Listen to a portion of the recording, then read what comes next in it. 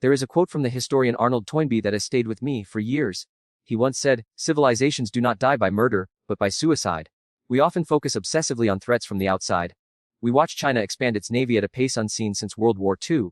We track Russia's hypersonic missiles, trade conflicts, technology restrictions, and even spy balloons. But after studying 5 centuries of history, from the rise and fall of the Dutch Republic, the British Empire, and multiple Chinese dynasties, one conclusion becomes impossible to ignore. External enemies are rarely what destroy an empire. They are usually just the final push that topples something already hollowed out from within. This is the most uncomfortable truth in my research. The greatest threat facing the United States today is not Beijing, it is not Moscow, it is Washington, and it is us. We are now moving through what I call the internal order cycle. Just as there are cycles for debt and cycles for war, there is also a cycle that governs how a society treats itself. This cycle moves from peace to prosperity to decadence, then to conflict, and ultimately to breakdown. At this moment, nearly every indicator on my dashboard is flashing red. The level of internal disorder we are witnessing has not been seen since the late 1930s. This matters for one crucial geopolitical reason. China does not need to accurately predict America's collapse, nor does it need to defeat the United States in a direct military confrontation. History shows that rising powers carefully observe internal weakness. As polarization increases and decision-making slows, incentives shift. Strategy becomes one of patience, positioning, and restraint, allowing the dominant power to struggle under the weight of its own contradictions. To understand whether this strategy succeeds, we must understand the mechanics of the internal cycle. We must examine the 6 stages of internal order and be honest about where we stand today. History shows that a nation's internal health follows a recurring archetype. It repeats across civilizations: in Rome, the Tang Dynasty, the Dutch Republic, the British Empire, and now the American one. Let me walk you through these 6 stages. Stage 1 is the birth of a new order. It follows a war or revolution. A new group takes control, wipes the slate clean, consolidates power, and designs a fresh system. Think of the United States in 1789 or China in 1949. Stage 2 is the building phase. Institutions are formed, infrastructure expands, there is momentum and a sense of shared purpose. Stage 3 is peace and prosperity, the ideal balance. The economy is strong, opportunity feels accessible. People believe the system is fair. Most citizens either belong to the middle class or believe they soon will. America in the 1950s and 60s exemplifies this stage, but success eventually breeds excess. Stage 4 is decadence. Comfort sets in. People assume prosperity is permanent. Debt increases. Consumption accelerates. Inequality grows, though it remains hidden by overall expansion. Then comes the tipping point. Stage 5 is marked by financial strain, escalating conflict. Debt is high. Growth slows. Inequality becomes impossible to ignore. A small minority controls most assets, while a majority struggles to stay afloat. The political center collapses. Moderates vanish, populists rise on both the left and the right, compromise becomes betrayal, and politics turns into warfare by other means. This leads to the most dangerous phase of all: systemic breakdown. Historically, this can take many forms: civil war, revolution, authoritarian rule, or painful institutional resets. What matters is not the form of conflict, but the collapse of trust.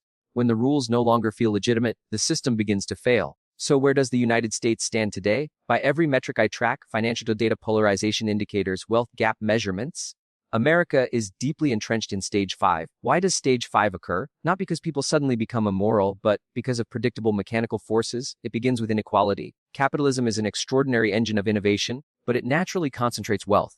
Those who succeed accumulate capital, invest it, and pass advantages to their children through better education, stronger networks, and greater opportunity. Over time, this creates 2 separate economies. Compare the top 40% of Americans with the bottom 60%, and you see 2 entirely different realities. Different inflation pressures, health outcomes, educational passes, and even life expectancy. Now, at this, when governments print money to sustain themselves, asset prices soar, stocks rise, real estate rises. Those who own assets grow richer, while those dependent on wages and savings fall behind. The wealth gap widens rapidly. This is the fuel that ignites populism. Populism is not an ideology, it is a reaction. A populist leader says, "The system is rigged. The elites have failed you. I will fight for you." We see this on both ends of the political spectrum. Bernie Sanders and Donald Trump are ideologically different, but mechanically similar. Both represent a rejection of the existing order. When populism takes hold, something fundamental breaks. The concept of shared truth. People stop asking what is objectively true and begin asking what helps their side win. Media ecosystems fracture. One group watches one channel, another group watches a different one. They do not simply disagree. They live in separate realities. When a society can no longer agree on basic facts, it loses the ability to resolve conflicts peacefully. And when disputes cannot be settled through dialogue or courts, power takes over. Who can block whom? Who can punish whom? Who controls enforcement? This is internal disorder. And once this cycle accelerates, history shows it becomes extraordinarily difficult to stop. Now consider this from Beijing's perspective. China sits earlier in its internal cycle than the United States, even while facing its own serious challenges, debt, demographics, and long-term pressures. Still, its internal order remains more consolidated. This shapes how each country plans, mobilizes, and sustains long-term strategy. When Chinese policymakers look at America, they do not see a single unified adversary. They see a system under strain. A Congress that struggles to pass budgets without crisis. A population that increasingly distrusts institutions. Policies that swing sharply every 4 years, making long-term strategy nearly impossible. In that environment, a divided country struggles to act decisively during moments of crisis. Decision-making slows. Consensus fractures. Mobilization becomes harder when institutional trust has already eroded. History shows that internal division weakens a nation's ability to respond coherently to external threats. This is not about malice. It is about math. If the United States remains locked in stage 5, patience becomes the rational strategy for others. Why risk confrontation today when time itself may do the work for you? This is the real warning. Most empires trapped in stage 5 do not easily return to prosperity. They usually pass through breakdown before reform.